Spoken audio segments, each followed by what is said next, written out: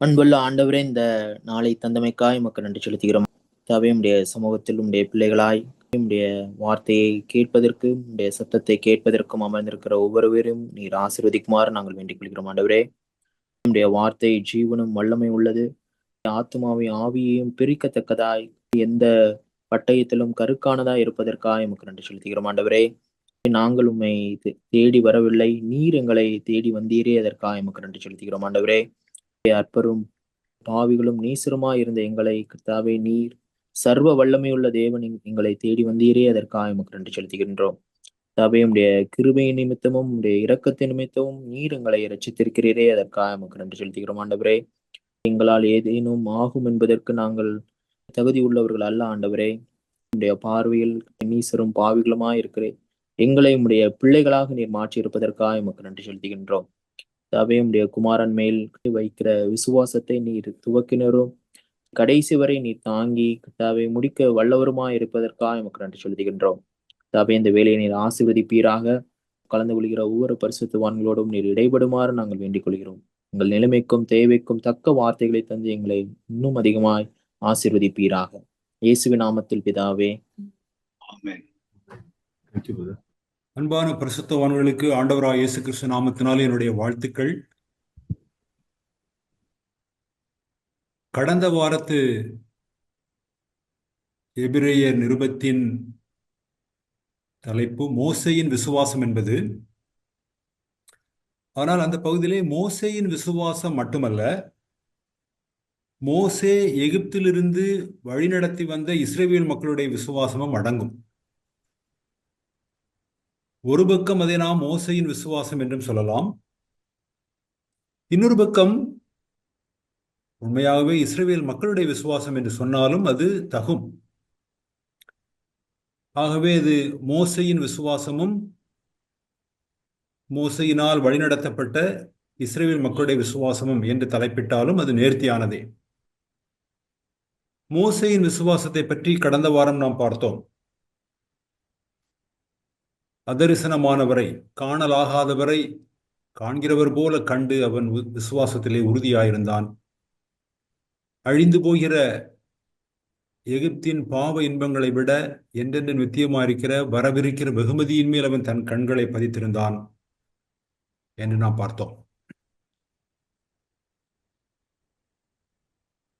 ஒரு மனிதன் ஆண்டவராய் இயேசு கிறிஸ்துவை விசுவாசிக்கும் போது அவனை சார்ந்த மனிதர்களும் அவரை விசுவாசித்து அவரை அடியொற்றி அவரை பின்பற்றி நடக்கின்றார்கள். ஒரு மனிதன் இந்த விசுவாசத்தை மறுதலிக்கும் போது அவனை சார்ந்த மனிதர்களும் தங்கள் விசுவாசத்தில் குறைந்தபட்சம் பலவீனப்படுவது சாத்தியம். ஆகவே எந்த ஒரு மனிதனும் ஒரு தனி குகையிலோ தீவிலோ வாழவில்லை. அவனுடைய விசுவாசமும் விசுவாச குலைச்சலும் அவனை சார்ந்திருக்கின்ற அவனோடு தொடர்புடைய மக்கள் மேல் ஒரு தாக்கத்தை செலுத்துகிறது. ஆகவே மோசேயின் விசுவாசம் மோசேயோடு பயணம் செய்த மோசேயை சார்ந்த மக்கள் மேல் ஒரு தாக்கத்தை ஏற்படுத்தவில்லை என்றால் அது ஆச்சரியமானது. அது தாக்கத்தை ஏற்படுத்தி இருக்கிறது. எபிரேயர் 11ஆம் அதிகாரம் 29ஆம் வசனத்திலே நாம் இப்படி பார்க்கிறோம். இன்று நாம் இந்த மோசேயை சார்ந்து அவரோடு பயணித்த தெய்வ மக்களுடைய விசுவாசத்தை பற்றி மட்டுமல்ல, முடியுமானால் இந்த எபிரேயர் 11ஆம் அதிகாரத்தின் முடிவு வரை செல்ல நாம் முயல்வோம். ஏறக்குறைய நாம் சென்று விடுவோம். ஒரு சிறிய பகுதியை மட்டும் நாம் வைக்க வேண்டியிருக்கும். நாம் தொடங்குவோம். மோசேயோடு பயணித்த மோசேயை சார்ந்த இஸ்ரவேல் மக்களுடைய விசுவாசம். 11ஆம் அதிகாரம் விசுவாச கதாநாயகர்களின் பட்டியல் என்று நாம் சொல்லலாம்.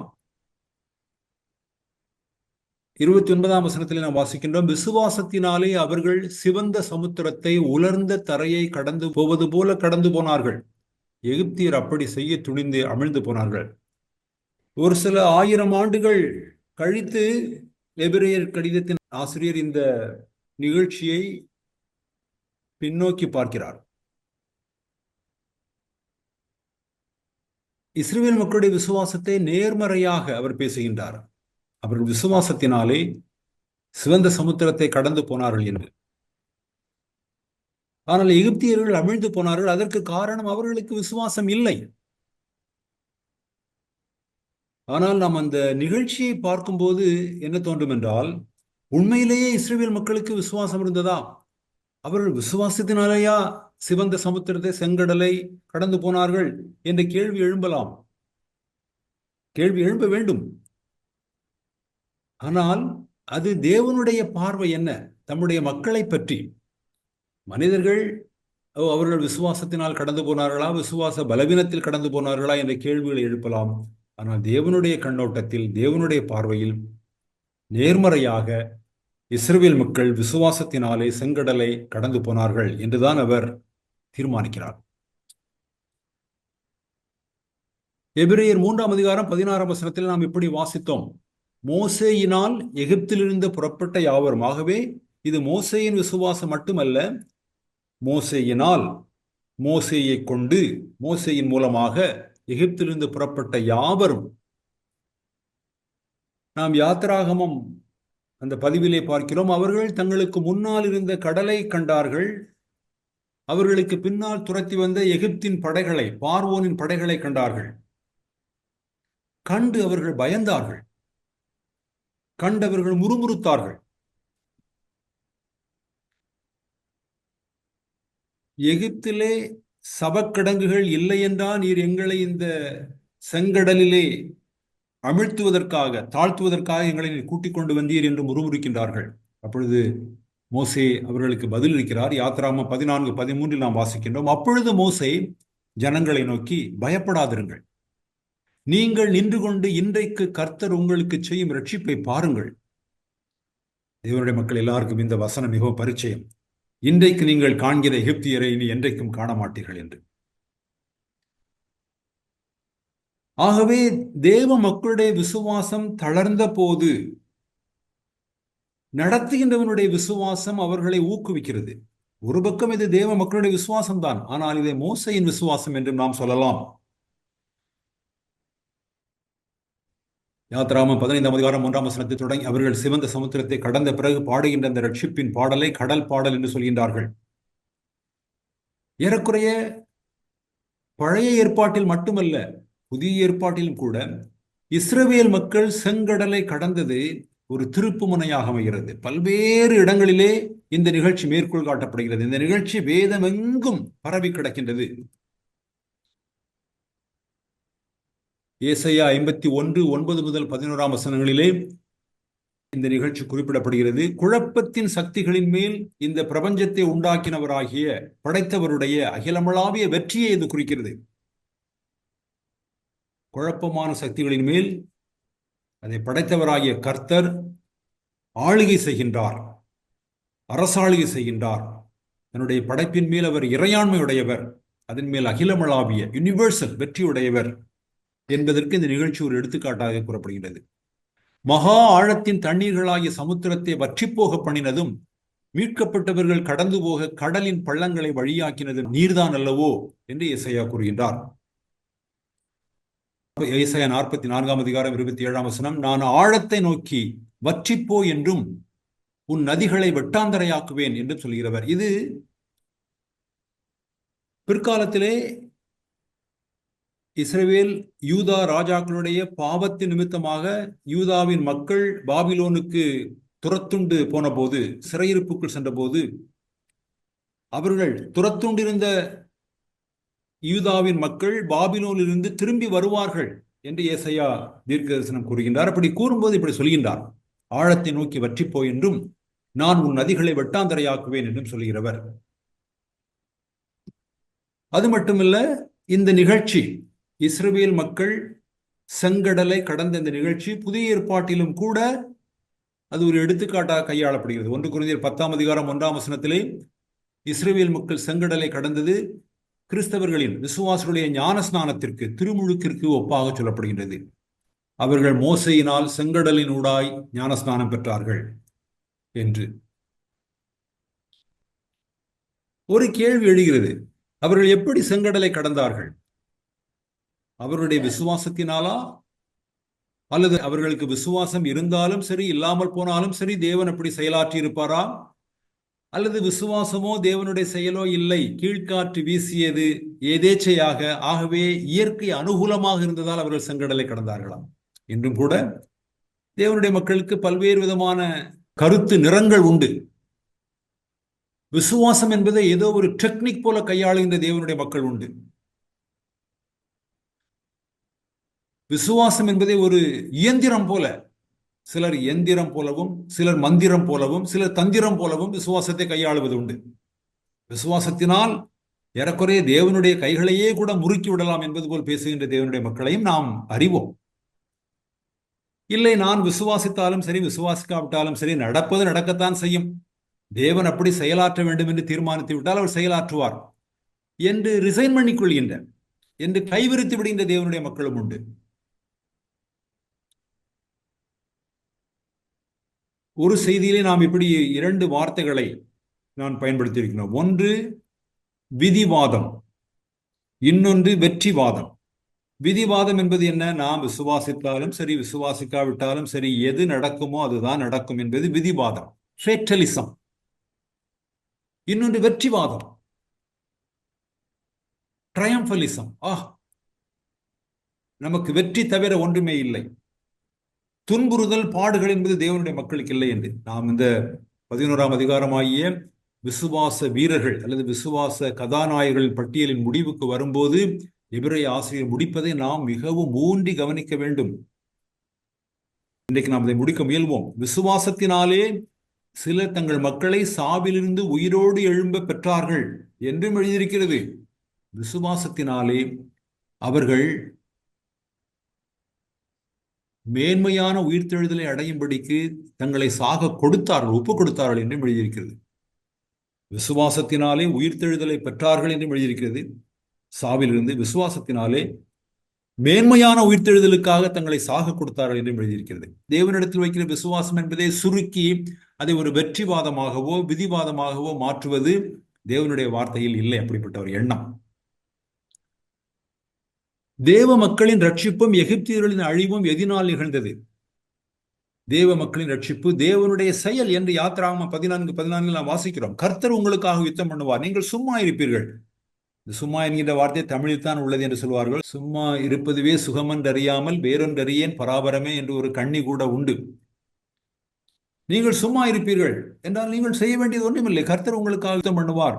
அதனுடைய பொருள் நீங்கள் விசுவாசிக்க கூட வேண்டிய அவசியம் இல்லை என்பதா? யாத்திராகமம் 14ஆம் அதிகாரம் 21ஆம் வசனத்தில் வாழ்கின்றோம். கீழ்காற்று வீசினது, ஆகவே செங்கடல் பிளந்தது என்று. ஆனால் தேவனுடைய மக்களிடத்தில் விசுவாசம் இருந்தது. அவர்கள் விசுவாசத்தினால், ஒரு பரிசுத்தவான் இப்படி சொன்னார், இஸ்ரவேல் மக்கள் நாம் எகிப்திற்கே திரும்பி பின்னால் போய்விடுவோம் என்றார்கள். மோசே நீங்கள் நில்லுங்கள், ஸ்டாண்ட் ஸ்டில் என்று சொன்னார். ஆனால் தேவனோ நீங்கள் முன்னால் செல்லுங்கள் என்று சொன்னார். 3 சாராரை பார்க்கிறோம். நான் இதுதான் பொருள் விளக்கம் என்று சொல்லவில்லை. இஸ்ரவேல் மக்கள் நாம் பின்னாலே சென்று விடுவோம், அதுதான் நமக்கு பாதுகாப்பு என்றார்கள். மோசே நீங்கள் நில்லுங்கள், அது உங்களுக்கு பாதுகாப்பு என்றார். தேவன் நீங்கள் முன்னால் செல்லுங்கள், அதுவே உங்களுடைய பாதுகாப்பு, உங்களுக்கு ரட்சிப்பு என்றார்.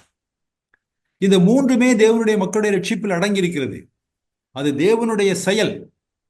கீழ்காற்றை வீசச் செய்வது தேவனுடைய செயல். தேவன் இயற்கையை கடந்துதான் செயலாற்ற வேண்டும் என்ற அவசியம் இல்லை. ஒரு பாடல் உண்டு, அவர் இந்த பூமியிலே வாழ்ந்த போது எப்படி காற்றையும் கடலையும் அதட்டினாரோ, இன்றும் காற்றுக்கும் கடலுக்கும் தங்களை அதட்டுகிறவர் யார் என்று அவைகள் அறியும். ஆகவே தேவன் ஏதோ இயற்கையை பயன்படுத்துவது, வேறு வழியே இல்லாமல் இயற்கையை பயன்படுத்துகிறார் என்று நாம் நினைக்கக்கூடாது. அவர் தேவன், அவர் இயற்கையை பயன்படுத்தியும் தேவ மக்களுக்கு ரட்சிப்பு அருளலாம், இயற்கையை பயன்படுத்தாமலும் தேவனுடைய மக்களுக்கு ரட்சிப்பு அருளலாம். அதை எளிமையாக்க கீழ்காற்று வீசினது, அதனால் அந்த செங்கடல் பிளந்து என்று சொல்கிறார். எல்லாவற்றுக்கும் மேலா தேவனுடைய மக்கள் தேவனுடைய உண்மையின் மீதும், ஃபெய்த்ஃபுல்னஸ், தேவனுடைய வல்லமையின் மேலும் அவர்களுக்கு விசுவாசம் இருந்தது. இவையெல்லாம் சேர்ந்து செயல்பட்டுதான் அது தேவ மக்களின் ரட்சிப்பாக மாறினது. ஆகவே அவர்கள் விசுவாசத்தினாலே செங்கடலை கடந்தார்கள் என்று சொல்வதில் கீழ்காற்று வீசினது அது தேவனுடைய செயல் என்பது முரண்பாடு அல்ல. அதே சமயத்தில் எகிப்தியர்கள் அழிந்தார்கள், அதுவும் தேவனுடைய செயல்தான் என்று யாத்திராகமம் 15:1 பார்க்கிறோம். கீழ்காற்று அமர்ந்தது என்று யாத்திராகமம் 14:25 பார்க்கிறோம். அவர்களுக்கு தேவன் மேல் விசுவாசம் இல்லை என்று பார்க்கிறோம். இஸ்ரவேலின் விசுவாசம் என்பது ஒரு பெரிய கேள்விக்குறி. இஸ்ரவேல் மக்கள் விசுவாசித்தார்கள். குறைந்தபட்சம் மோசேயின் விசுவாசத்திற்கு அவர்கள் கீழ்ப்படிந்தார்கள்.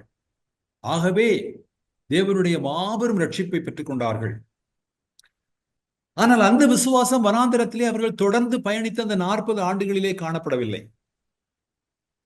எபிரேயர் ஆசிரியர் அவர்கள் விசுவாசத்தினாலே செங்கடலை உலர்ந்த தரையைப் போல் கடந்தார்கள் என்று சொல்கின்றார். அதற்கு பிறகு அவர்கள் 40 ஆண்டுகள் கழித்துத்தான் அவர்களிடத்திலே ஒரு விசுவாச துளியை நாம் பார்க்கின்றோம்.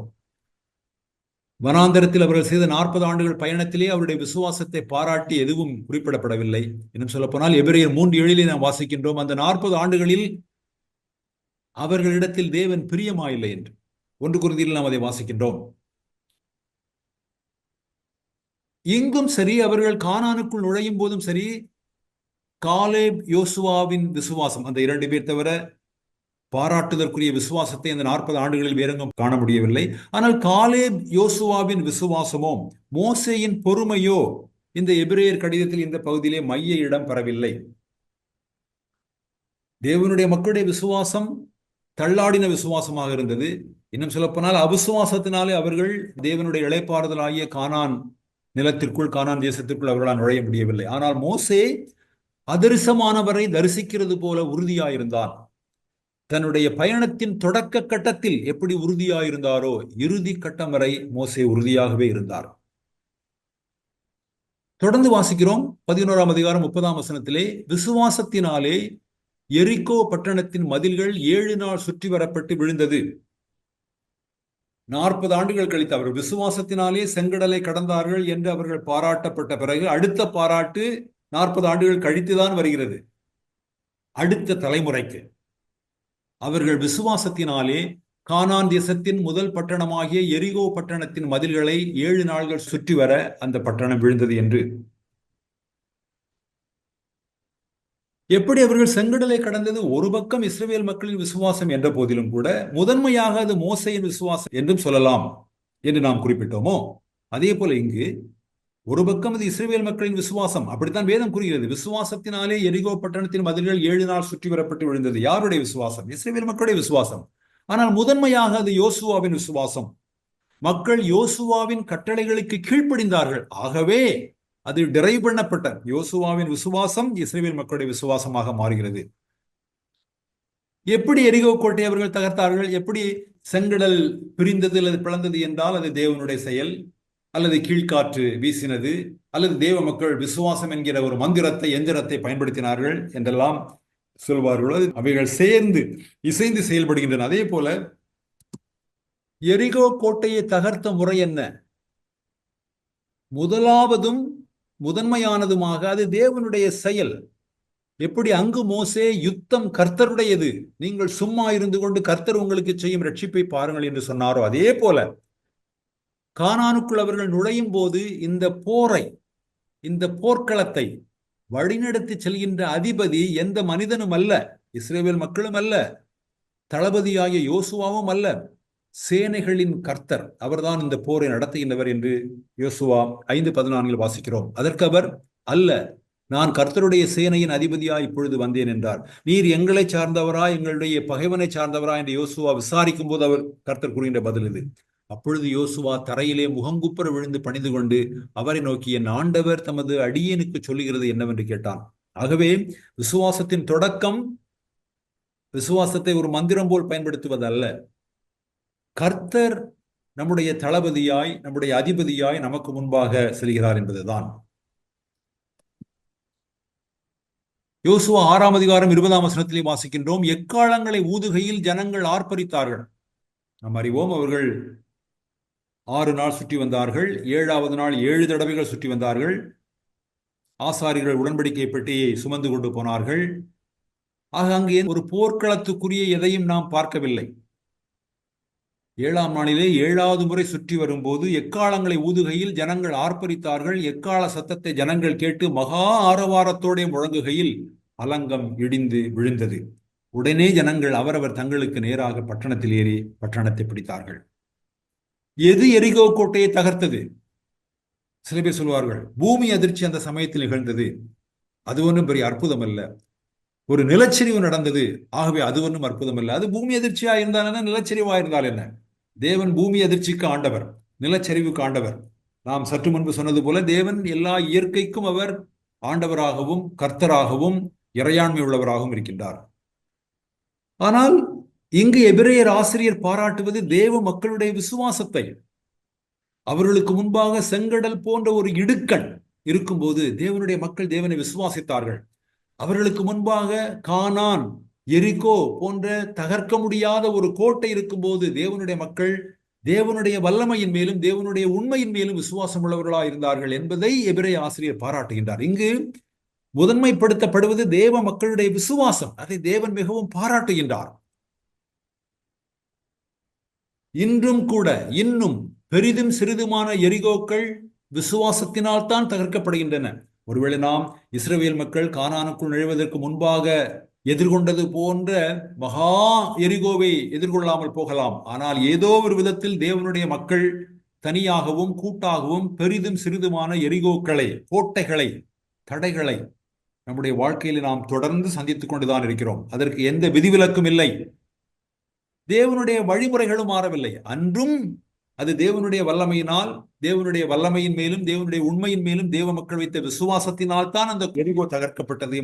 இன்றும் அது அப்படித்தான் தகர்க்கப்படுகின்றது. தேவனுடைய மக்களுக்கு ஒன்றும் தடைகள் புதிதல்ல. 2 கொரிந்தியர் 10ஆம் அதிகாரம் 4ஆம் வசனத்திலே பவுல் கூறுவதை நாம் இப்படி வாசிக்கின்றோம். எங்களுடைய போர் ஆயுதங்கள் மாம்சத்துக்கு ஏற்றவைகளாயிராமல் அரண்களை நிர்மூலமாக்குகிறதற்கு தேவ பலம் உள்ளவைகளாயிருக்கிறது. மாம்சத்துக்குரிய ஆயுதங்கள் என்று ஒன்று உண்டு, ஆவிக்குரிய ஆயுதங்கள் என்று ஒன்று உண்டு.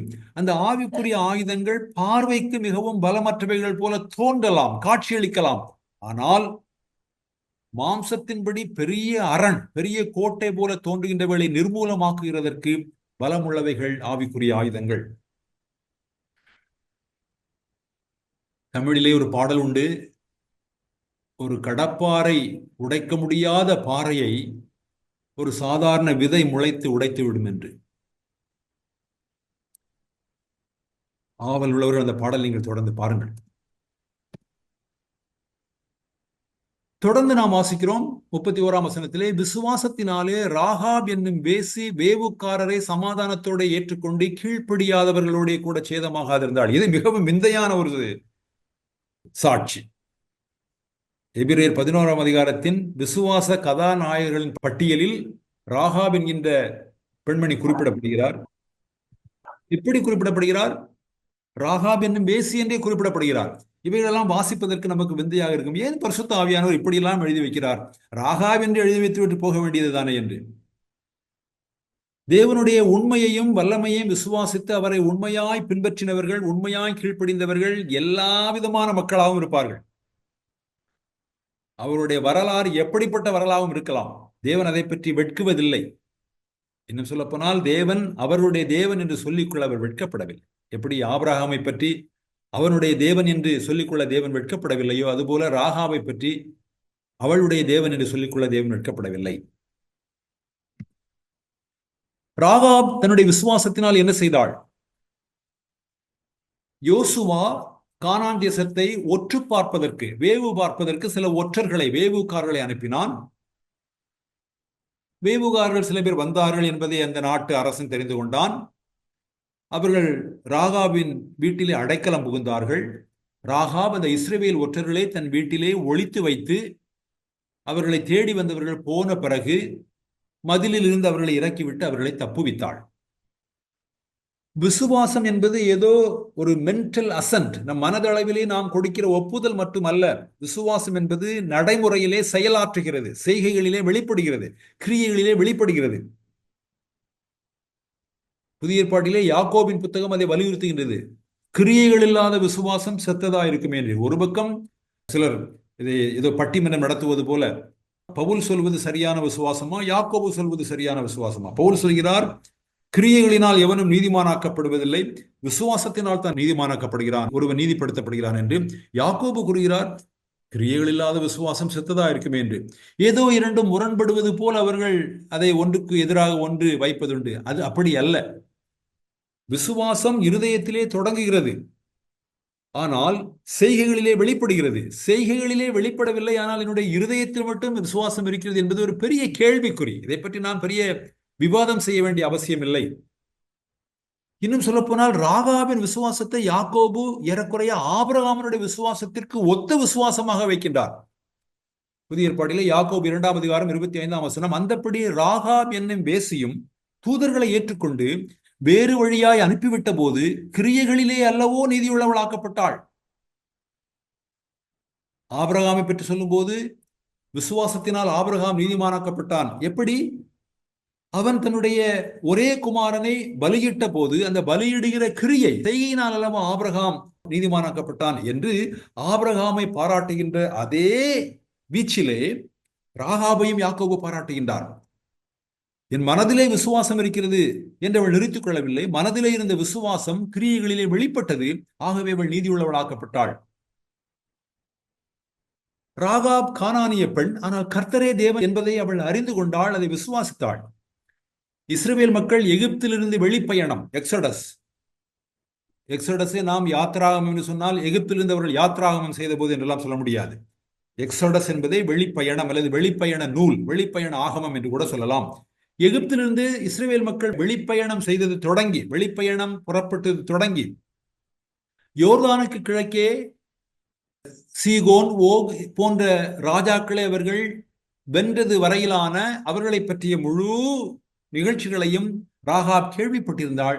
ஆகவே கர்த்தரே தேவன், யெகோவாவே தேவன் என்று அவள் அறிந்திருந்தாள், விசுவாசித்தாள்.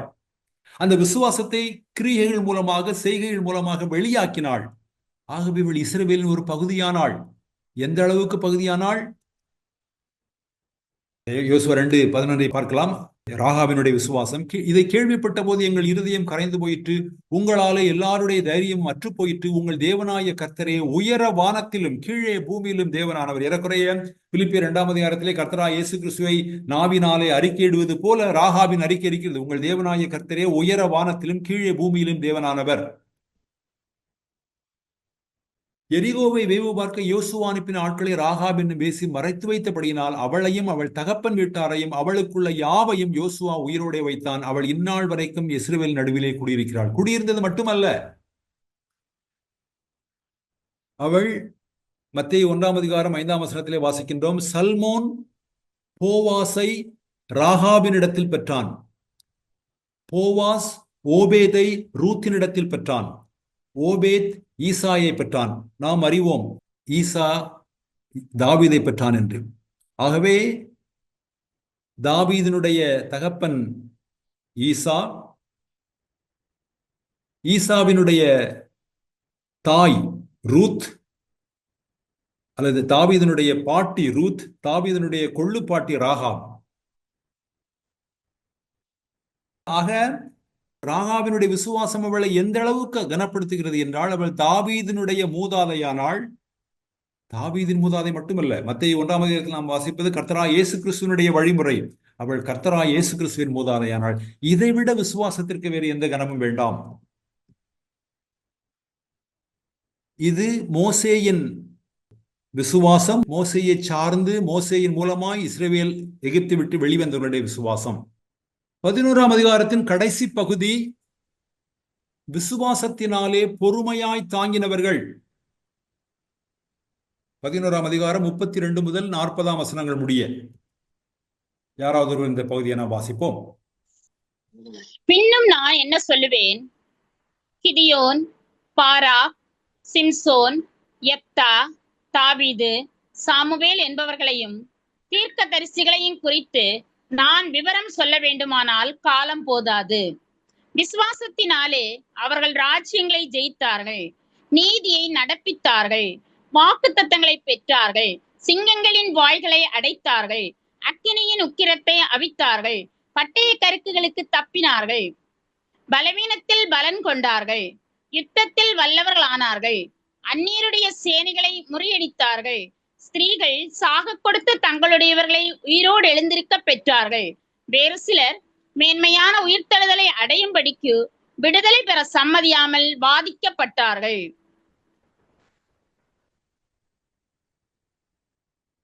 தன்னுடைய விசுவாச பட்டியலை அல்லது விசுவாச கதாநாயகர்கள் பட்டியலை முடிவு செய்வதற்கு முன்பு எபிரேயர் ஆசிரியர் சொல்கிறார், பின்னும் நான் என்ன சொல்லுவேன், பட்டியல் நீண்டு கொண்டு போகிறது, ஆகவே நான் சுருக்க விரும்புகிறேன். இந்த சிறிய பட்டியலிலே, இந்த சிறிய பகுதியிலே 32 முதல் 40, 32 முதல் 35 வரை விசுவாசத்தினால் வென்ற கதாநாயகர்களை பற்றி எழுதுகிறார். 35 பின்பகுதி முதல் 38 வரை விசுவாசத்தினால் துன்புற்ற கதாநாயகர்களை பற்றி எழுதினார். கதாநாயகர் என்றால் ஹீரோஸ், அதற்கு வேறு எந்த வார்த்தையும் இருப்பது போல எனக்கு தோன்றவில்லை. வென்ற கதாநாயகர்கள், துன்புறும் கதாநாயகர்கள், வென்ற விசுவாச வீரர்கள், துன்புற்ற விசுவாச வீரர்கள். விசுவாசத்தினாலே வென்ற வீரர்களும் உண்டு, விசுவாசத்தினாலே துன்புறும் வீரர்களும் உண்டு. அவர்கள் என்று ஒரு சாராரை குறிப்பிடுகிறார், வேறு சிலர் என்று இன்னொரு சாராரை குறிப்பிடுகிறார். 40ஆம் வசனம், அவர்கள். இந்த பகுதியை நாம் தொடர்ந்து வாசித்து முடிப்போம். 36 தொடங்கி. வேறு சிலர் நிந்தைகளையும் அடிகளையும் கட்டுகளையும் காவலையும் அனுபவித்தார்கள், கல்லெறியுண்டார்கள், வாளால் அறுப்புண்டார்கள், பரீட்சை பார்க்கப்பட்டார்கள், பட்டயத்தினாலே வெட்டப்பட்டு மரித்தார்கள், செம்மறியாட்டு தோள்களையும் வெள்ளாட்டு தோள்களையும் போர்த்து கொண்டு திரிந்து குறைவையும் உபத்திரவத்தையும் துன்பத்தையும் அனுபவித்தார்கள். உலகம் அவர்களுக்கு பாத்திரமாயிருக்கவில்லை. அவர்கள் வனாந்தரங்களிலேயும் மலைகளிலேயும் குகைகளிலேயும் பூமியின் வெடிப்புகளிலேயும் சிதறுண்டு அலைந்தார்கள்.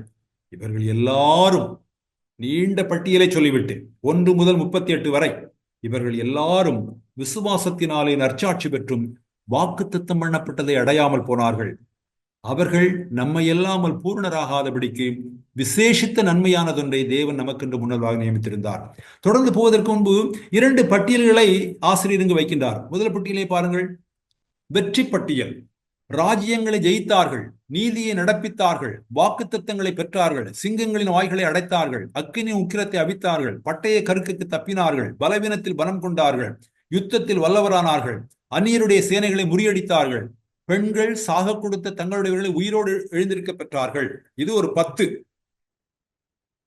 அடுத்த பட்டியல் வேறு சிலர். 33ஆம் வசனம், விசுவாசத்தினாலே அவர்கள் என்று எழுதப்பட்டிருப்பது போல 35ஆம் வசனத்தின் கடைசி பகுதியில் விசுவாசத்தினாலே வேறு சிலர் என்பவர்களை பற்றியும் எழுதியிருக்கின்றது. விசுவாசத்தினாலே வேறு சிலர். இங்கு ஒரு பட்டியல். மேன்மையான உயிர்த்தெழுதலை அடையும்படிக்கு விடுதலை பெற சம்மதியாமல் வாதிக்கப்பட்டார்கள், நிந்தைகளையும் அடிகளையும் கட்டுகளையும் காவலையும் அனுபவித்தார்கள், கல்லெறியுண்டார்கள், வாளால் அறுப்புண்டார்கள், பரீட்சை பார்க்கப்பட்டார்கள், பட்டயத்தினாலே வெட்டப்பட்டு மரித்தார்கள், செம்மறியாட்டு தோள்களையும் வெள்ளாட்டு தோள்களை போர்த்து கொண்டு திரிந்து குறைவையும் உபத்திரத்தையும் துன்பத்தையும் அனுபவித்தார்கள், வனாந்திரங்களிலேயும் மலைகளிலேயும் குகைகளிலேயும் பூமியின் வெடிப்புகளிலேயும் சிதறுண்டு அலைந்தார்கள். எப்படி இந்த 2 பட்டியலை பார்ப்பது? அவர்கள் 6 நபர்கள், தீர்க்கதரிசிகள், 10 வெற்றிகள். அந்த 10 வெற்றிகளிலே சில போர் வெற்றிகள், சில ஆபத்திலிருந்தும் மரணத்திலிருந்தும் தப்புதல். 33ஆம் வசனம் அவர்கள் விசுவாசத்தினாலே வென்றார்கள் என்று பறைசாற்றுகிறது. 35ஆம் வசனம் விசுவாசத்தினாலே இவர்கள் துன்புற்றார்கள் என்று முழங்குகிறது. 35ஆம் வசனத்தின் முதல் பகுதியை சாக கொடுத்த தங்களுடையவர்கள் இந்த பூமியில் வாழ உயிரோடு எழுந்திருக்க பெற்றார்கள் என்று எழுதியிருக்கிறது. 35ஆம் வசனத்தின் பிற்பகுதியிலே நித்திய ஜீவனுக்கு உயிர்த்தெழும்படி அவர்கள் பாதிக்கப்பட்டார்கள், அவர்கள் உயிர்த்தெழுதலை பெறவில்லை. 34ஆம் வசனத்திலே அவர்கள் விசுவாசத்தினாலே பட்டய கருக்குக்கு தப்பினார்கள் என்று எழுதியிருக்கிறது. 37ஆம் வசனத்திலே விசுவாசத்தினாலே பட்டயத்தினாலே வெட்டப்பட்டு மரித்தார்கள் என்றும் எழுதியிருக்கிறது. நான் இளைஞனாக இருந்தபோது இப்படிப்பட்ட செய்திகளை கேள்விப்பட்டிருக்கிறேன். சகோதரனே, இப்படிப்பட்ட எதிர்மறையான பேச்செல்லாம் பேசக்கூடாது. எப்பொழுதுமே நம் நேர்மறையாகத்தான் பேச வேண்டும் என்று. தேவனுடைய வார்த்தை ஒன்றும் உளவியல் புத்தகம் அல்ல, அதிலே உளவியல் உள்ளது. விசுவாசத்தினாலே துன்புற்றார்கள், விசுவாசத்தினாலே பட்டயத்தினாலே வெட்டப்பட்டு மரித்தார்கள், விசுவாசத்தினாலே அவர்கள் இந்த பூமியில் வாழ்கின்ற உயிர்த்தெழுதலை அடையாமல் நித்திய ஜீவனுக்கென்று உயிர்த்தெழும்படிக்கு பாதிக்கப்பட்டார்கள் என்றெல்லாம் நாம் சொல்லும் போது தேவ மக்களுடைய இருதயம் தொய்வடைந்துவிடும், சோர்வடைந்துவிடும். நாம் எப்பொழுதுமே நேர்மறையாகத்தான் பேச வேண்டும். விசுவாசத்தினாலே பட்டய கருக்குக்கு தப்பினார்கள், விசுவாசத்தினாலே பூமியில் வாழ உயிரோடு எழுந்திருக்க பெற்றார்கள், விசுவாசத்தினாலே வென்றார்கள் என்று. நேர்மறையா எதிர்மறையா என்பது காரியமில்லை. விசுவாசத்தினாலே, தேவன் மேல் கொண்ட விசுவாசத்தினாலே வென்றார்கள், அதுவும் உண்மை. தேவனுக்கென்று அர்ப்பணித்த, தேவனுக்கென்று கையளித்த விசுவாசத்தினாலே அவர்கள் துன்புறுவதிலும் உறுதியாயிருந்தார்கள், அதுவும் உண்மை. தேவனிடத்தில் நற்சாட்சியும் மனிதர்களுக்கு முன் சாட்சியும். 39-40 வசனங்களிலே பார்க்கிறோம். அவர்கள் தேவனிடத்தில் நற்சாட்சி பெற்றார்கள். இவர்கள் எல்லாரும் தேவனிடத்தில் நற்சாட்சி அல்லது நற்சான்று பெற்றவர்கள். பள்ளிக்கூடத்தில் நாம் முடிக்கும் போது நன்னடத்தை சான்றிதழ், கான்டாக்ட் சர்டிபிகேட் தருவது போல தேவனிடத்தில் இவர்கள் எல்லாரும் விசுவாசத்தினாலே வென்றவர்களும் விசுவாசத்தினாலே இறுதி வரை துன்புற்றவர்களும் நற்சாட்சி பெற்றார்கள். நற்சாட்சி பெற்றவர்கள் இன்று அரங்கத்திலே மனிதர்களுக்கு முன்பாக சாட்சிகளாயிருக்கிறார்கள். ஆகவே மனிதர்களுக்கு முன்பாக சாட்சியாயிருப்பதற்கு முன்பு தேவனிடத்திலிருந்து நற்சாட்சி அவர்கள் பெற்றார்கள். தேவனுடைய நோக்கத்தில் பூரணமாக்கப்படவிருப்பவர்கள் இயேசுவை தங்கள் விசுவாசத்தை பூரணராக்குகிறவராக காண்கிறார்கள். நாம் அடுத்த வாரத்தில் எபிரேயர் 12ஆம் அதிகாரத்தை தொடங்கும் போது அதை நாம் பார்ப்போம். பின்னும் நான் என்ன சொல்லுவேன்? கிதியோன், பாராக், சிம்சோன், யெப்தா, தாவீது, சாமுவேல் என்பவர்களையும் தீர்க்கதரிசிகளையும் குறித்து நான் விவரம் சொல்ல வேண்டுமானால் காலம் போதாது. மீட்பின் வரலாற்றிலே தேவன் மேல் கொண்ட விசுவாசத்தினால் வென்றவர்களையும் துன்புற்றவர்களையும் பற்றிய பட்டியல் மிக மிக மிக நீளமானது. ஆகவே நான் சுருங்க சொல்கிறேன் என்று சொல்கிறார். பின்னும் நான் என்ன சொல்லுவேன்? காலம் போதாது, ஆகவே சுருங்க சொல்கிறேன் என்று நியாயாதிபதிகளின் காலம் தொடங்கி அரசராட்சி வரையிலான நாம் சொன்னது போல வென்றதற்கு எடுத்துக்காட்டுகளாக சில நிகழ்ச்சிகளையும் துன்புற்றதற்கு எடுத்துக்காட்டுகளாக சில நிகழ்ச்சிகளை முன்வைக்கிறார். 4 நியாயாதிபதிகள், ஓர் அரசன், ஒரு தீர்க்கதரிசி நியாயாதிபதி, இவர்களை பற்றி பேசுகின்றார். 3 இணைகளை, இந்த 6 பேரையும் 3 இணைகளாக 3 ஜோடிகளாக வைக்கின்றார். ஒவ்வொரு இணையிலும் ஆனால் ஒரு வரிசை மாற்றம் இருக்கிறது. கிதியோன், பாராக், சிம்சோன், யெப்தா, தாவீது, சாமுவேல். ஆனால் மீட்பின் வரலாற்றின்படியும் வேதாகமத்தின் வரிசையின்படியும் பாராக், கிதியோன், யெப்தா, சிம்சோன், சாமுவேல், தாவீது என்றுதான் வரலாற்றின்படி வருகின்றார்கள். அதற்கு ஒரு காரணம் இருக்கலாம். கிதியோனின் விசுவாசம், நியாயாதிபதிகள் 7ஆம் அதிகாரம் 1 முதல் 25 வரை கிதியோனை பற்றிய கதையாடலை நாம் பார்க்கின்றோம். கிதியோன் மீதியானியரை முறியடித்தான். நமக்கு தெரிந்தது போல யோசுவா தேவனுடைய மக்களை கானானுக்குள் நடத்தின போதும் கூட கானானியர்களுடைய முதுகெலும்பு முறிக்கப்பட்டது. ஆனால் அவர்கள் வெல்ல வேண்டியதும் சுதந்திரிக்க வேண்டியதுமான நிலப்பரப்பு ஏராளம் இன்னும் இருந்தது. இதை தேவனுடைய மக்கள் நன்றாய் புரிந்து கொள்ள வேண்டும். விசுவாசிகளுடைய வாழ்க்கையிலே ஏன் போர்? கானான் ஒரு போர்க்களம், கானானை தொடர்ந்து ஒரு போர்க்களம். நியாயாதிபதிகளின் புத்தகம், it is a history of half finished work. அரைகுறையாய் முடிக்கப்பட்ட வேலையை பற்றிய வரலாறு தான் நியாயாதிபதிகளின் புத்தகம். யோசுவா தொடங்கின வெற்றிகளை இஸ்ரவேல் மக்கள் முடிவு வரை கொண்டு போகவில்லை, அரையும் குறையுமாக விட்டார்கள். திருவெளிப்பாடு 3ஆம் அதிகாரத்திலே லவோதிக்கா சபையை பற்றி நாம் பார்ப்பது போல, உன்னுடைய கிரியைகள், எந்த சபை என்று எனக்கு ஞாபகம் இல்லை, I see your works as half done, உன்னுடைய கிரியைகள் நிறைவு பெறாதான் நான் காண்கிறேன் என்று. எங்கே கிதியோனின் விசுவாசம்? தேவனுடைய கட்டளையின்படி 32,000 பேர் கொண்ட படையை 300 பேருக்கு குறைத்தான். 300 பேர் கொண்ட படையை 32,000 பேர் கொண்ட படையாய் பெருக்குவது விசுவாசம் என்று கருதுகின்ற காலத்திலே நாம் வாழ்ந்து கொண்டிருக்கிறோம். 32,000 பேர் கொண்ட படையை 300 பேருக்கு குறைப்பது விசுவாசமா? அது விசுவாசம். அந்த 300 பேரை 3 படைகளாய் பிரித்து அவர்கள் ஒவ்வொருவன் கையிலும் பெரிய ஆயுதங்கள் இல்லை, ஆயுதமே இல்லை. தேவ மக்களுடைய ஆயுதங்கள் அன்றும் சரி இன்றும் சரி மாம்சத்துக்குரியவைகள் அல்ல. அது அரண்களை நிர்மூலமாக்குகிற தேவ பலம் உள்ளவைகள். ஒரு எக்காலத்தையும் வெறும் பானையையும் அந்த பானைக்குள் வைக்கும் தீவட்டியும் தான் அவருடைய ஆயுதமாக இருந்தது. அதற்காக தேவனுடைய மக்கள் வாளை வைத்து போராடவில்லை என்று நான் சொல்லவில்லை. ஆனால் நம்முடைய நம்பிக்கை வாளின் மேல் இல்லை. வாழ் வீசும் திறமை தேவனுடைய மக்களுக்கு இல்லை என்று நான் சொல்லவில்லை. ஆனால் நம்முடைய நம்பிக்கை வாழ் வீசும் திறமையின் மேல் இல்லை. பாராக்கின் விசுவாசம், நியாயாதிபதிகள் 4-5ஆம் அதிகாரங்களிலே பார்க்கின்றோம். பெரும் படையையும் 900 ரதங்களையும் உடைய கானானிய தளபதி சிசரோவுக்கு எதிராக போரிட்டான். அவர்களோடு ஒப்பிடும்போது, அந்த ரதங்களோடு ஒப்பிடும்போது இஸ்ரவேல் மக்களுடைய படை மிகவும் சிறியது. தெபோரா தீர்க்க தரிசனம் உரைத்தாள். ஆனால் பாராக் என்ன சொல்கிறார்? தெபோரா உடன் சென்றால் போரிடுவேன் என்றான்.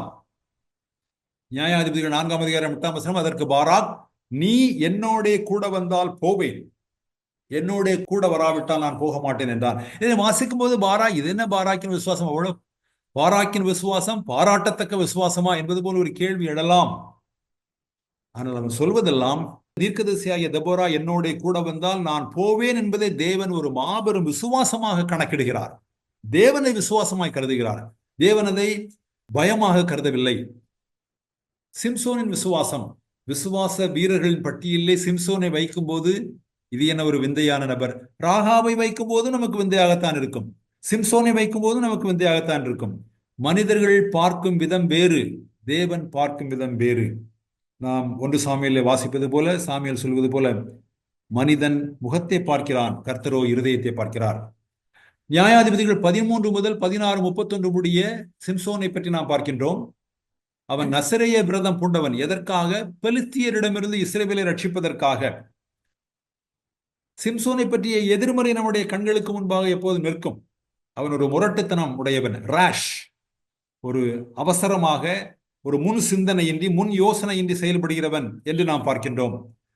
அதுபோல பெலிஸ்திய பெண்களோடு அவன் தொடர்பு வைத்திருந்தான் என்பதையும் பார்க்கின்றோம். ஆனால் இங்கே எபிரேய ஆசிரியரும் பரிசுத்த ஆவியானவரும் சிம்சோனை நேர்முறையாக பார்க்கின்றார்கள். எப்படி இருந்த போதும் சிம்சோனுக்கு கர்த்தருடைய ஆவியானவரை பற்றிய ஒரு உணர்வு இருந்தது. இப்போது கர்த்தருடைய ஆவியானவர் என்மேல் இருக்கிறார், கர்த்தருடைய ஆவியானவர் செயலாற்றுகின்றார், கர்த்தருடைய ஆவியானுடைய வல்லமை என்மேல் இருக்கிறது என்கின்ற உணர்வு இருந்தது. அதே போல வெற்றிகள் பெற்ற போது இவைகள் கர்த்தர் கொடுத்த வெற்றிகள் என்ற உணர்வும் சிம்சோனுக்கு இருந்தது. ஆகவே நாம் சிம்சோனையோ அல்லது மற்ற ஒரு விசுவாசியையோ நாம் மதிப்பீடு செய்யும் போது நாம் மிகவும் கவனமாக இருக்க வேண்டும். நம்முடைய மதிப்பீடு எதிர்மறை அந்த நேர்மறையை அறவே பின்புலத்துக்கு தள்ளுவதாக அல்லது இல்பொருளாக்குவதாக ஒரு நாளும் இருந்துவிடக்கூடாது. எப்தாவின் விசுவாசம், எப்தாவை நினைக்கும் போது நமக்கு எதிர்மறை தான் ஞாபகம் வரும். நியாயாதிபதிகள் 11ஆம் அதிகாரத்திலே வாசிக்கிறோம், கீலேயாத்தியனான எப்தா வல்லமையுள்ள வீரனாக இருந்தான். அவன் வேசியின் மகன், கீலேயாத் அவனை பெற்றான். அம்மோனியரை முறியடிக்க தேவன் பயன்படுத்தினார். எப்படி? கிதியோன் மீதியானியரை முறியடிக்க, சிம்சோன் பெலிஸ்தியரை முறியடிக்க, எப்தா அம்மோனியரை முறியடிக்க தேவன் பயன்படுத்துகிறார். எப்தாவுக்கு தேவ மக்களுடைய வரலாற்றை பற்றி ஒரு நல்ல அறிவு இருந்தது, ஒரு பரந்துபட்ட பார்வை இருந்தது. கர்த்தர் தம் மக்களை எகிப்திலிருந்து கானானுக்குள் நடத்தினார் என்ற உறுதிப்பாடு இருந்தது. அம்மோனியரோடு அவன் போரிட விரும்பவில்லை, அவர்கள் உறவினர்கள். ஆனால் அவர்கள் அதை கேட்காத போது அவன் போரிட்டான். ஆனாலும் எப்தாவை பற்றி எதிர்மறையானது நமக்கு தெரியும். 11ஆம் அதிகாரத்திலே ராஷ் என்பது நான் தடித்தனமாய் அல்லது முரட்டுத்தனமாய், முன் யோசனையின்றி, அவசரமாய் அவன் பொருத்தனை செய்கிறான். நான் முதலில் காண்பது எதுவோ அதை கர்த்தருக்கு பலியிடுவேன் என்று அதன் விளைவாக தன் ஒரே மகளை பலியிடுவதில் அது முடிந்தது. உண்மையிலேயே அதனுடைய பொருள் என்ன என்று வேத அறிஞர்கள் மாற்று கருத்து உடையவர்களாக இருப்பார்கள். ஆனால் அவன் அதை உள்ளது உள்ளபடி லிட்ரல் எடுத்துக்கொள்ள வேண்டும் என்றால் அவன் செய்த பொருத்தனை ரொம்ப காஸ்ட்லியான பொருத்தனையாக முடிந்தது. தாவீதின் விசுவாசம், தாவீது தேவனை சார்ந்து வாழ்ந்தவன், தேவனை விசுவாசித்தவன் என்பதிலே முழு பழைய ஏற்பாட்டும் சாட்சி பகர்கிறது. இஸ்ரவேலின் மீட்பின் வரலாற்றிலே தாவீதை போன்ற மிக உயர்ந்த அரசனை வேறு எங்கும் பார்ப்பதில்லை. அவனுடைய வாழ்க்கை கோலியாத்தோடு போர் புரிவதில் தொடங்குகின்றது.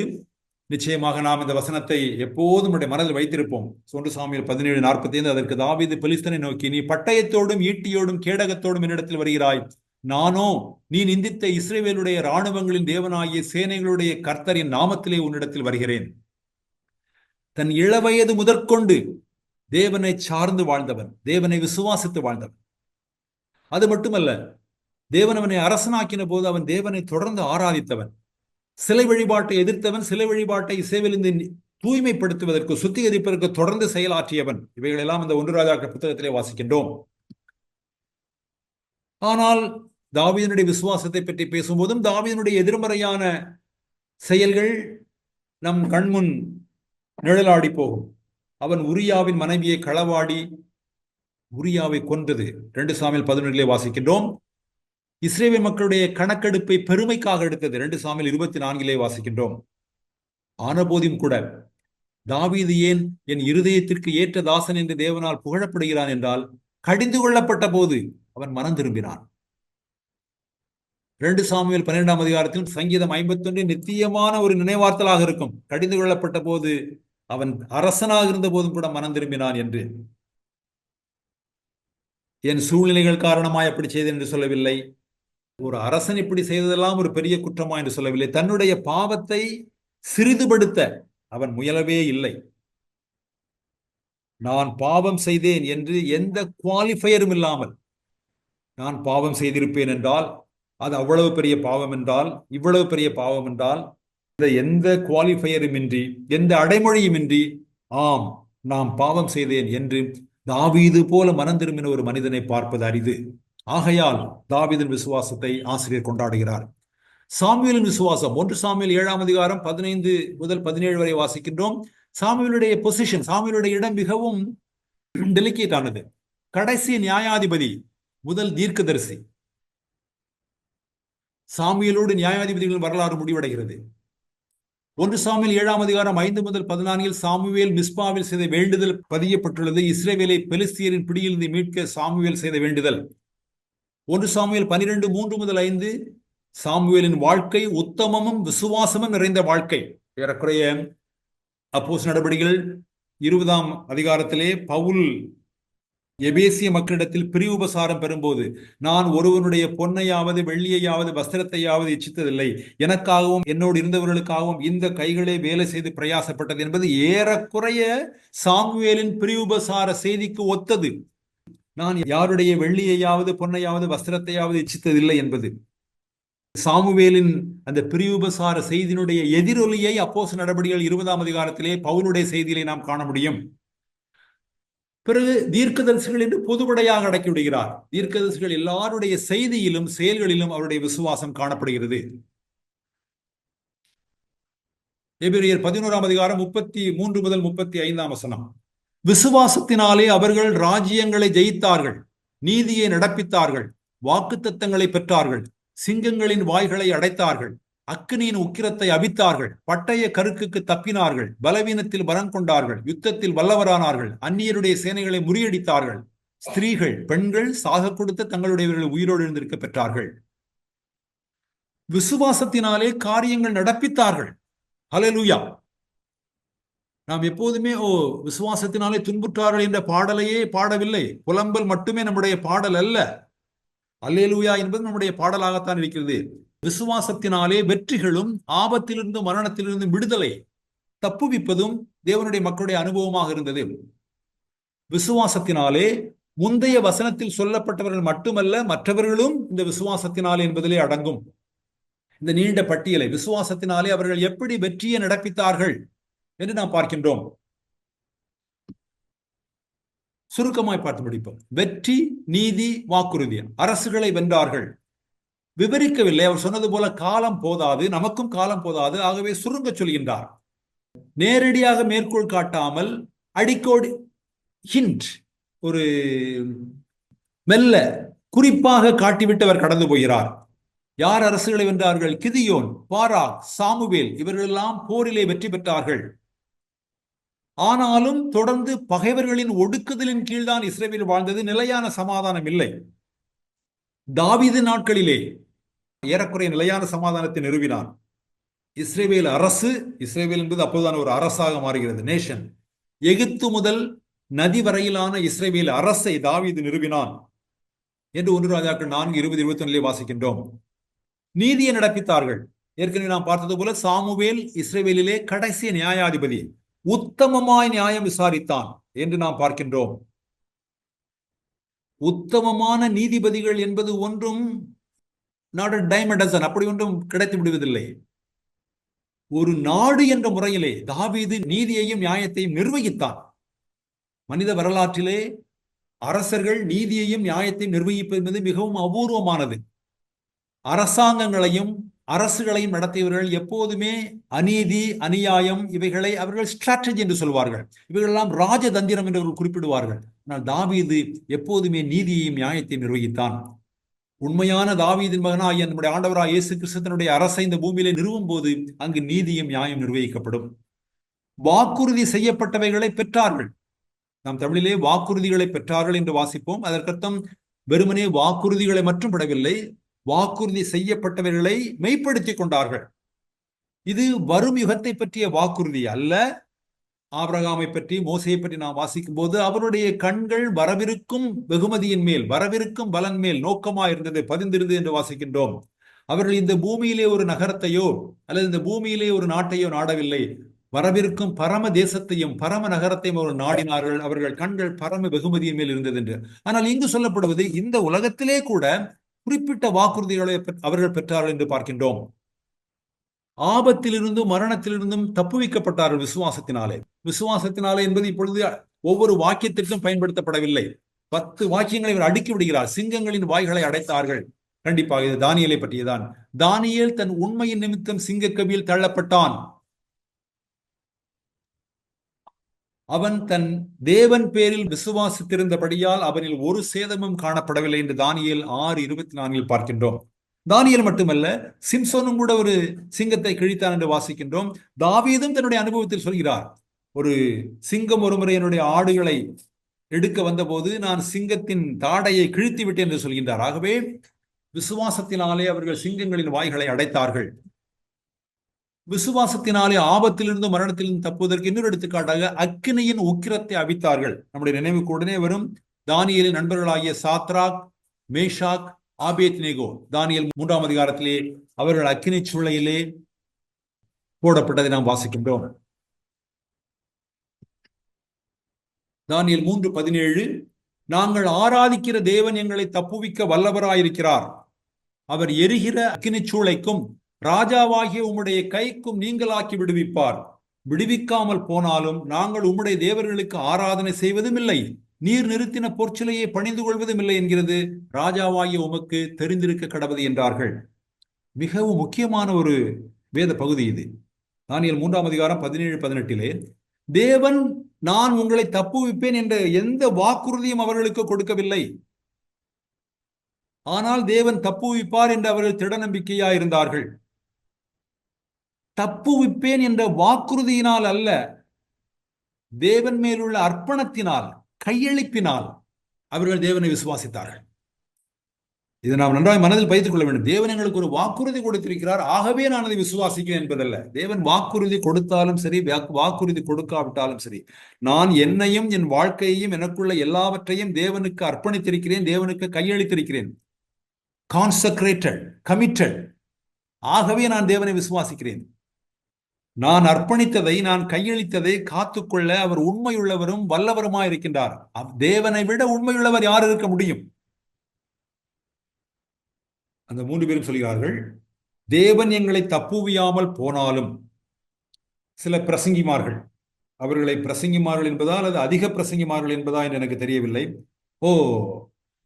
அவர்கள் அவிசுவாசத்தினாலே தேவன் தப்புவிப்பார் என்றால் தப்புவிப்பார் என்றுதான் சொல்ல வேண்டும், ஏன் தப்புவியாமல் போனாலும் என்று சொல்ல வேண்டும், அது அவிசுவாசம் என்று சொல்கின்ற சில பிரசங்கங்களை நான் கேள்விப்பட்டிருக்கிறேன். சிலர் இல்லை, அவர்கள் தப்புவியாமல் போனாலும் என்று அவர்கள் சொன்னதனுடைய பொருள் என்னவென்றால் என்று அதற்கு ரொம்ப கன்வல்யூட்டடாக சுற்றி வளைத்து பொருள் விளக்கம் கொடுக்கின்ற பிரசங்கங்களை, செய்திகளையும் நான் கேட்டிருக்கின்றேன். காரியம் அதுவல்ல. ஏறக்குறைய விசுவாசத்தினாலே வென்றார்கள் என்பதற்கும் விசுவாசத்தினாலே துன்புற்றார்கள் என்பதற்கும் நடுவிலே இது இருக்கின்றது. தேவன் தப்புவிப்பார், தப்புவிக்காமல் போனாலும் அவர் தேவன். நாங்கள் தேவன் மேல் நம்பிக்கையா இருப்போம். பட்டய கருக்குக்கு தப்பினார்கள். தாவீது சவுலிடமிருந்து தப்பினான், தாவீது அப்சலோமிடமிருந்து தப்பினான், எலியா ஏசபேலிடமிருந்து தப்பினான், எலிசா யெகோராமிடமிருந்து தப்பினான், எரேமியா யெகோயாக்கிடமிருந்து தப்பினான். பட்டய கருக்குக்கு தப்பினார்கள். இந்த செய்தியினுடைய தொடக்கத்திலே நாம் சொன்னது போல விசுவாசத்தினாலே பட்டய கருக்குக்கு தப்பினார்கள். விசுவாசத்தினாலே பட்டய கருக்குக்கு தங்களை ஒப்புக் கொடுக்கவும் செய்தார்கள். இந்த ஒரு வாக்கியத்தோடு முடிப்போம். புதிய ஏற்பாட்டிலே ஏரோது யாக்கோபை கைது செய்து அவனை பட்டயத்தினாலே சிரச்சேதம் செய்தான் என்று பார்க்கின்றோம். வாளினாலே அவன் தலையை வெட்டினான். அது யூதர்களுக்கு மிகவும் பிரியமா இருப்பதை கண்டு பேதுருவையும் அவன் கைது செய்து சிறையில் அடைத்தான். சபை அவனுக்காக வேண்டினது. இரவிலே தேவன் அற்புதமாய் சிறையின் கதவுகளை திறந்து தன்னுடைய தூதனை கொண்டு பேதுருவை விடுவித்தார். சபை இந்த யாக்கோபு யோவானின் சகோதரனாய் யாக்கோபு. சபை யாக்கோபுக்காகவும் வேண்டுதல் செய்தது, பேதுருவுக்காகவும் வேண்டுதல் செய்தது. சபை யாக்கோபுக்காக வேண்டுதல் செய்தது, ஆனால் அவன் வாளுக்கு தப்பவில்லை. சபை பேதுருவுக்காகவும் வேண்டுதல் செய்தது. தேவன் பேதுருவை வாளுக்கு தப்புவித்தார். யாக்கோபு விசுவாசத்தினால் வாளுக்கு பலியானான். பேதுரு விசுவாசத்தினால் வாளுக்கு தப்பினான். இரண்டும் தேவனுடைய பார்வையிலே விலையேறப்பட்ட விசுவாசம். ஆனால் முன்கூட்டியே தேவன் இங்கு தப்புவிப்பார் தப்புவிக்க மாட்டார் என்று ப்ரீ ஜட்ஜ் பண்ணுவது சபையினுடைய நம்முடைய பொறுப்பல்ல. சபையும் நாமும் தேவனுடைய மக்களுக்காகவும் நமக்காகவும் எல்லா சூழ்நிலைகளிலும் விசுவாசத்தோடு தேவனிடத்தில் வேண்டுதல் செய்ய வேண்டும் என்பதுதான் தேவனுடைய எதிர்பார்ப்பு. இன்றைக்கு நாம் இந்த வாக்கியத்தோடு முடிப்போம். பலவீனத்தில் பலம் கொண்டார்கள். ஒரு 3 நிமிடம் எடுத்துக்கொள்கிறேன். இதை பலவீனம் என்பதை நோயும் என்று சொல்லலாம், நோய் என்றும் மொழிபெயர்க்கலாம். ஏசாயா 38ஆம் அதிகாரத்தை வாசிக்கின்றோம். அவன் நோயிலே விசுவாசத்தினாலே குணம் பெற்றான் என்று பார்க்கின்றோம். சிம்சோன் அவமானமான பலவீனத்தில் அவனுடைய கண்கள் பிடுங்கப்பட்டு அவன் குருடாக்கப்பட்ட பிறகும் கூட தாகோனின் கோவிலை இடிக்கவும் பெலிஸ்தியரை அழிக்கவும் பலன் பெற்றான். கிதியோன் மிகச்சிறிய எண்ணிக்கை கொண்டு மீதியானிய படையை முறியடித்தான். விசுவாசம் என்பது தங்கள் பலவீனத்தை பற்றிய உணர்வுள்ளவர்கள். விசுவாசம் என்பது எனக்கு பலவீனமே இல்லை என்பதல்ல விசுவாசம். விசுவாசம் என்பது தங்கள் பலவீனத்தை பற்றிய ஆழ்ந்த கூர்மையான உணர்வுள்ளவர்கள். பலத்துக்காக, அது என் பலமா தேவனுடைய பலமாய் எனக்கு தெரியாது, பலத்துக்காக தேவனை நோக்கி பார்க்கும் ரெஸ்பான்ஸ், மறுவினை தான் விசுவாசம். கடைசியாக விசுவாசத்தினாலே யுத்தத்தில் வல்லவர்களானார்கள். அந்நியருடைய சேனைகளை முறியடித்தார்கள். கிதியோன், பாராக், எப்தா, தாவீது, சாமுவேல் இவர்கள் எல்லாரும் யுத்தத்தில் வல்லவர்களாயிருந்தார்கள். எலிசாவின் நாட்களில் தேவன் சிறிய படையை மடங்கடித்தார். ஏசாயாவின் நாட்களில் அசிரியரை வீழ்த்தினார். வருகிற வாரத்தில் இந்த மக்கபேயரை பற்றி சற்று குறிப்பிட விரும்புகின்றேன். அவர்கள் தங்களில் தாங்களே வல்லவர்கள் அல்ல. தேவனுடைய மக்களுக்கு போராட்டம் உண்டு. இவர்கள் போரிலே வல்லவர்கள், இவர்கள் போரிலே வல்லவர்கள் இல்லை என்பதல்ல. தேவனுடைய மக்கள் யாரும் தங்களில் தாங்களே வல்லவர்கள் அல்ல. ஆயினும் போர் அவர்களை பலவீனப்படுத்தவில்லை.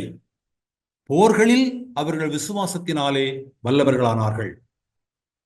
விசுவாசத்தினால் வென்றவர்களின் உச்சகட்டம், பெண்கள் சாக கொடுத்த தங்களுடையவர்களை உயிரோடு எழுந்திருக்க பெற்றார்கள். உடனே நம்முடைய மனதுக்கு வரும் ஞாபகத்திற்கு, சீதோனில் உள்ள சாரிபாத்தின் விதவையின் மகனை எலியாவின் விசுவாசம் உள்ள ஜெபம் உயிரோடு எழுப்பிற்று. செல்வமிக்க சூனமித்திய பெண்ணின் பிள்ளை இறந்த போது விசுவாசத்தோடு அவள் எலியாவை சந்திப்பதற்கு விரைந்தாள்.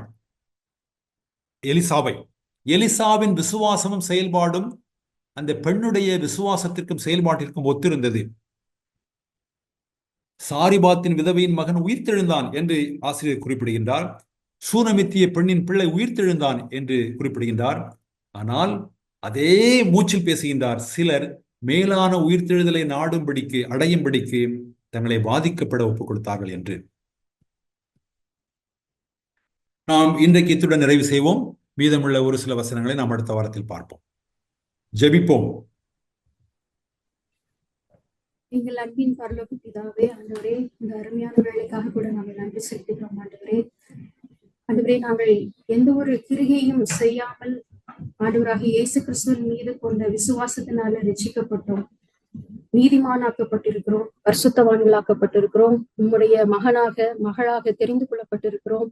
அதற்காக கூட நாங்கள் நன்றி செலுத்துகிறோம். ஆண்டவரே, நாங்கள் ரட்சிப்படைப்பதற்கு எந்த ஒரு கிரிகையும் செய்ய தேவையில்லை என்ற பட்சத்துல நாங்கள் ரட்சிக்கப்பட்ட பிறகு எங்களுடைய விசுவாசம் கிரிகையினாலே ஜீவனுள்ளதா இருக்கும்படியாக ஜெபிக்கிறோம். ஆண்டவரே, நாங்கள் ஆண்டவராக இயேசு கிறிஸ்துவின் மீது கொண்டுள்ள விசுவாசமானது ஒவ்வொரு நாளும் ஜீவனுள்ள விசுவாசமாய் இருக்கும்படிக்கு அவற்றை எங்களுடைய செய்கைகளினாலே நாங்கள் வெளிப்படுத்த எங்களுக்குள்ள இருக்கிற பரிசுத்த ஆவியானவர் தாமே கற்றுத்தர வேண்டுமாய் கூட நாங்கள் ஜெபிக்கிறோம்.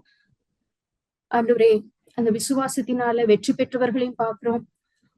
அதுல அந்த சூழ்நிலைகளுக்குள்ள கடந்து செல்கிறவர்களையும் நாங்கள் பார்க்கிறோம். ஆண்டவரே, எங்களுடைய வாழ்க்கையில நாங்கள் தப்புவிக்கப்பட்டாலும் தப்புவியாமல் போனாலும் நாங்கள் ஆராதிக்கிற தேவன் மேல மோசேயை போல உறுதியான விசுவாசத்தோடு நாங்கள் ரட்சிக்கப்பட்ட பொழுது எப்படி விசுவாசத்துல நாங்கள் உறுதியாக இருந்தோமோ அப்படியே இந்த விசுவாசத்தை ஓடி முடிக்கும் வரைக்கும் உறுதியான விசுவாசத்தோடு இருக்க நீர் எங்களுக்கு உதவி செய்ய வேண்டுமாய் கூட ஜெபிக்கிறோம். ஆண்டவர், அன்றியும் அவருடைய தீர்மானத்தின்படி அழைக்கப்பட்டவர்களாய் தேவனிடத்தில் அன்பு கூறுகிறவர்களுக்கு சகலமும் நன்மைக்கு எதுவாக நடந்து இருக்கின்றதா அணிந்திருக்கிறோம். ஆண்டவரே, ஆமாண்டவரே, எங்களுடைய வாழ்க்கையில உம்முடைய தீர்மானத்தின்படி நாங்கள் அழைக்கப்பட்டிருக்கிறோம். உம்மிடத்தில் அன்பு கூறுகிறோம் ஆண்டவரே.